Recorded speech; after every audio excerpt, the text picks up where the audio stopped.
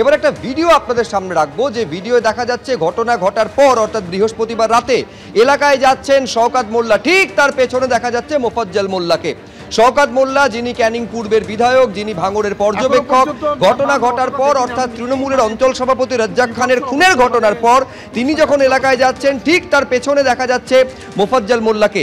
এই মোফাজ্জল মোল্লা গোটা ঘটনার মাস্টারমাইন্ড বলে পুলিশ সূত্রে দাবি। মোফাজ্জল মোল্লাকে গ্রেফতার করা হয়েছে এবং নিজেদের হেফাজতে পুলিশ পেয়েছে 7 দিনের জন্য। টাওয়ার ডাম্পিং পদ্ধতি পুলিশ ব্যবহার করছে এইটা জানার জন্য যে এই ঘটনার সঙ্গে আর কে জড়িত রয়েছে, তাকে এই 7 দিন নিজেদের হেফাজতে নিয়ে জিজ্ঞাসাবাদ করবে পুলিশ। কিন্তু এই ভাইরাল ভিডিও নিঃসন্দেহে গুরুত্বপূর্ণ। ঘটনার দিনের ভিডিও, ঠিক শওকত মোল্লার পেছনে দেখা যাচ্ছে মোফাজ্জল মোল্লাকে। ওকে খুন করেছে, বেশ কয়েকটা গুলি করেছে, গুলিতে ঝালটা করে দিয়েছে ওকে।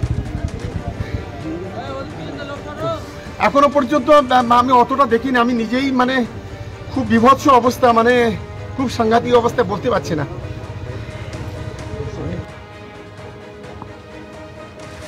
এই গোটা ঘটনার পেছনে আইএসএফ রয়েছে। প্রথম দিন থেকে এই দাবি করে আসছিলেন ক্যানিং পূর্বের তৃণমূল বিধায়ক শওকত মোল্লা। এখন এই ঘটনায়, তৃণমূল নেতা খুনের ঘটনায় তৃণমূল নেতাকেই যখন পুলিশ গ্রেফতার করেছে, এই গ্রেফতারি নিয়ে শওকত মোল্লা কি বলছেন দেখুন।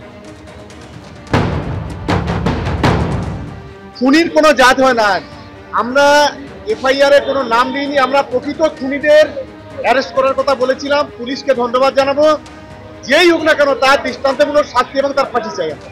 ফাঁসি চাই, শাস্তি তো দূরের কথা, ফাঁসি চাই। এর সঙ্গে যে বা যারা জড়িত আছে এবং এর উৎস কোথায় সেটাকেও খুঁজে বের করতে হবে, এর পিছনে কারা আছে এগুলো খুঁজে বের করতে হবে। এখন তৃণমূলের কোনো গোষ্ঠীতন্ত্রের কোনো বিষয় এখানে নেই।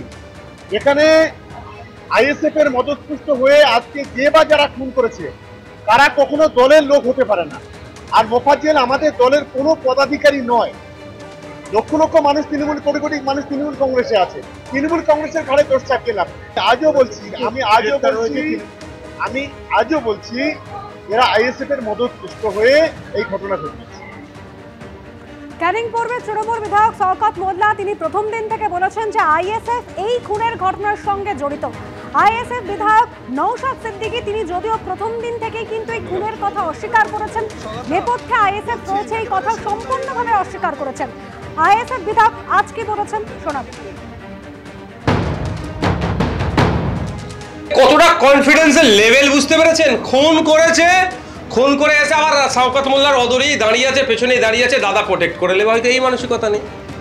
আবার সেখানে দাঁড়িয়ে ওরাই আমাদেরকে বলছে কি শুধু পেছনের। আমি বলছি আগামী দিনে দেখতে পাবেন, যদি সঠিক তদন্ত হয়, রাইট সাইডে কেউ আছে, হয়তো লেফট সাইডে হয়তো কেউ আছে, ফ্রন্ট সাইডে কেউ আছে, ব্যাক সাইডে হয়তো আরও কিছু পাওয়া যাবে যারা এই খুনের সাথে যুক্ত। এটা সম্পূর্ণরূপে জলদাপাড়িয়া অঞ্চল নেতৃত্ব হিসাবে তৃণমূল কংগ্রেসের ছিল, কিছু কন্ট্রোলের ছিল যে আমি এটা কন্ট্রোল করব, ও বলছে তুই 2 দিনকারের নেতা, তুই কন্ট্রোল করবি, তোকে হাত ধরে আমি নিয়ে এলাম। এইরকম একটা হতে হতেই এই জায়গাটা পৌঁছেছে।